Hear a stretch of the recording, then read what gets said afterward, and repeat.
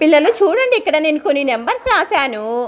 ఆ నెంబర్స్లో 2 చేత డివిజిబుల్ అయ్యే నెంబర్ల మీదకి దూక్కుంటూ రండి మీరు. ఓకేనా? రా.